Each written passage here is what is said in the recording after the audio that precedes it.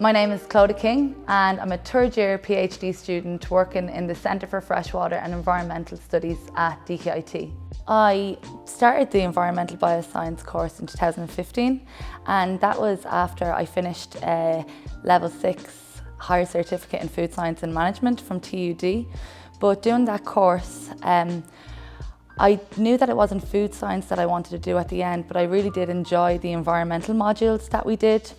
So it was when I was 22, I reapplied through the CAO after sitting down with my dad one evening, and I looked at all the available environmental science courses, and I didn't really want to study in Dublin, but Dundalk, I'm from Dublin originally, and Dundalk is just up the road, and they had just launched this new environmental course the previous year.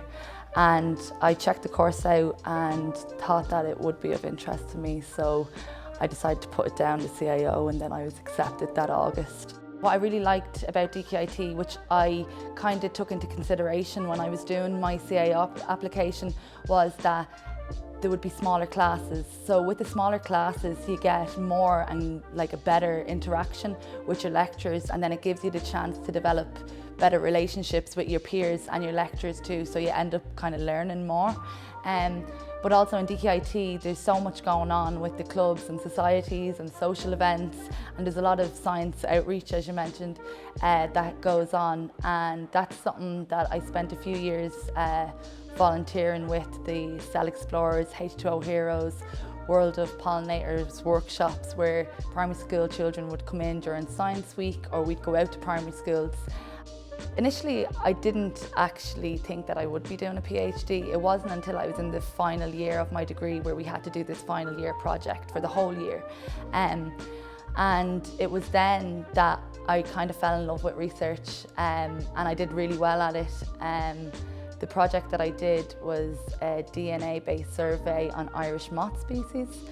And yeah, the project was really hands-on. There was a lot of lab work involved, a lot of analysis on the computer using different software, and then the report was substantial afterwards. So while I was doing my final year research project, I had a conversation with one of my lecturers at the time who had gotten funding for the PhD that I'm currently working on. And she asked me if I would be interested in taking on a PhD. And although at the time I wasn't quite sure if I was capable of doing one, there were some fears, but I also was doing quite well in college. I was getting good grades and I was really excelling on my research project. So I kind of did have enough confidence to go ahead and apply for it.